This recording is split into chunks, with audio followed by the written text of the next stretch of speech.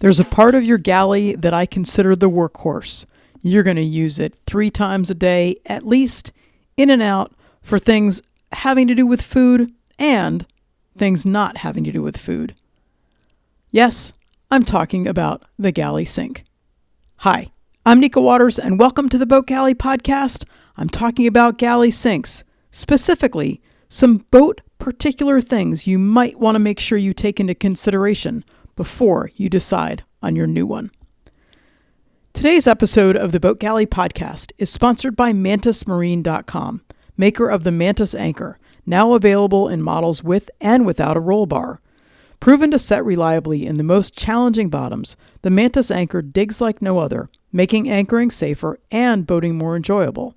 Mantis Marine brings to market practical, durable, and affordable marine products, including anchoring gear, scuba diving accessories, and a rechargeable waterproof headlamp for hands-free lighting. Visit MantisMarine.com and see for yourself.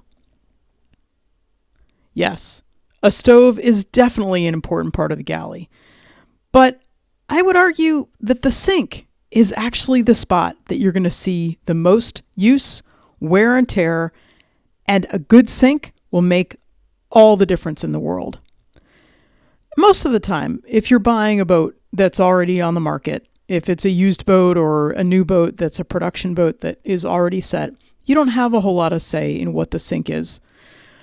But if you're in the process of building a new boat, or if you're in the process of refitting your galley, there are some aspects about sinks that you might just want to take into consideration. And they're not necessarily ones that you would have to think about in a house. So without any further ado, here are 5 things you might want to think about and consider when you're contemplating a new sink. First of all is placement. And what this comes down to really is the fact that on a boat, your sink needs to be able to drain on both tacks. And this may mean likely that the drain is close to the center line, that the sink isn't too far outboard, because if the sink is too far outboard and you're on a hard tack, that might mean that the sink fills up with water as opposed to drain. If your boat has super high freeboard and the water line is way lower than where your galley is, that's much less of a consideration. But the point is, you need to be able to think about the drainage of your sink even when you're sailing. When we redid Calypso's galley, figuring out whether the sink could drain actually mattered not only for where we were putting the sink, although we were putting the sink really in the same place the sink had been since we put the initial galley in way back in the 1990s. But it meant we were thinking about how big the sink could be, how wide, how far outboard it went because of this drainage factor. So think about the drainage and the fact that the sink needs to be able to drain on both tacks. The second thing to think about, and this is absolutely your own personal consideration and your own personal preference, you're going to decide whether you want 1 bowl or 2 bowls for a sink. Conventional wisdom for boat sinks is that they need to be 2 bowl. I would argue that you need to think about what works for you and apply that. If you want 2 bowls in a house, you're going to want 2 bowls on a boat. If you want 1 bowl on a house, you're going to want a 1 bowl sink in the boat. So think about your own particulars. It's got nothing to do with what the conventional wisdom is, because you're the one who's going to be living with this sink. Regardless of whether you choose 1 bowl or 2, get the biggest sink you can fit in your space, period. There may be constraints on that size, given the drainage issue that I talked about a little bit ago, also given what other cabinets you may have. But if you're totally ripping out the galley, like we did, down to bare fiberglass, you may be able to create your own cabinets around the size sink that you want. But I've never met anyone on land or on a boat who said that their sink was too big. Get the biggest sink you can. Period. The end. A third thing to think about when you're thinking about a galley sink is the drain depth. And this has a lot to do with the placement consideration. It also has to do with the size of the sink and the depth of the sink. But look at where the whole depth of the sink, from how deep the bowl is to where the drain is, make sure that you're not going below the water line on that depth of the sink and depth of the drain. So if you think about it, if the water line is at the bottom of your sink drain, it means that there's always going to be a little bit of water in your sink before you even go sailing, before you are heeling over at all. So thinking about the drain depth is important when you're thinking about your sink.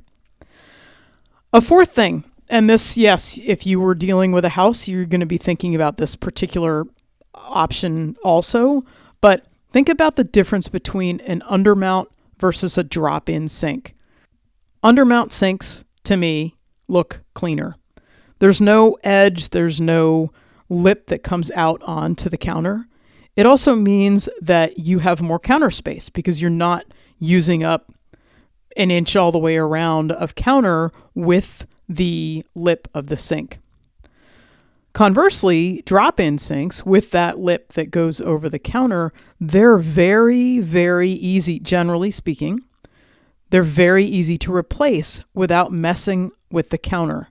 An undermount sink, you're going to have to remove the counter to be able to get the sink out. There's no way around it, unless your under the sink cabinet is way larger than any one that I've ever seen. But if you've gone with the biggest sink you can, then probably that cabinet really isn't going to be big enough to get the sink out. But a drop-in sink, if you need to replace it, it's quite simple to do. It's generally just a matter of a couple of fasteners and out it lifts.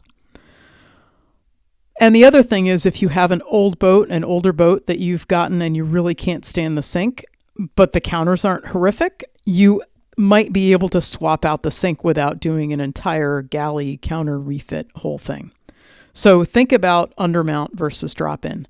The other thing you might be able to do if you're not at the point of being able to replace the counters quite yet, but you want an undermount sink, set the undermount sink up as a drop-in sink until the time comes that you actually could install that undermount sink under the counter. And the last thing to think about, well, I'm sure that I'll have a couple more options for you or things to think about, but the last thing to think about is where to buy this new sink. People will tell you that if you're going to put something on a boat, you've got to buy it at a marine store. No. Anytime you're dealing with marine store, you're adding a couple extra dollar signs to the front of the price of it.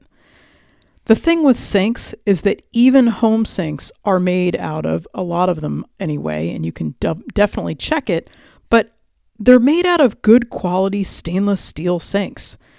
And so if you go to your local home improvement store or your favorite online retailer, you can find endless selections in terms of sizes and styles of sinks that you can't find if you go to a marine store, and the price will be much, much, much more appealing. Personally, I love T-Core sinks, but you can find the high-end name brand sinks easily that will fit into your Galley. One hint as you're searching, if you're trying to find sinks that fit a certain dimension, manufacturers' websites I've found are often a whole lot easier to navigate than big box sites, even Amazon. You can put in, if you go to LK, for example, you can put in the size sink that you're looking for, and it'll come up with all the options that are there. Once you have found the sink that you really like on the manufacturer's website, you can take that model number, that exact model number, plug it into your search bar, and that will help you narrow down and eke out the best price, which is unfortunately not often at the manufacturer's site. It's almost like they sell their stuff to big box stores or online retailers for far less than they do on their own site. Doesn't make a lot of sense to me, but absolutely that is the case. And a couple other things to think about, because I promised you that I would, are one thing right now is zero radius sinks. They're all the rage. They look modern. They look really, really awesome. They're hard 90-degree angle chines, and they look just really kind of slick. But that 90-degree angle makes cleaning almost impossible.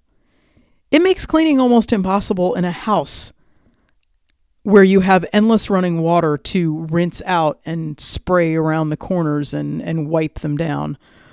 But on a boat, it's particularly hard.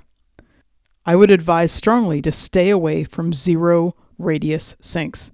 You can get something that looks almost as slick with a tight radius, and that would be my suggestion.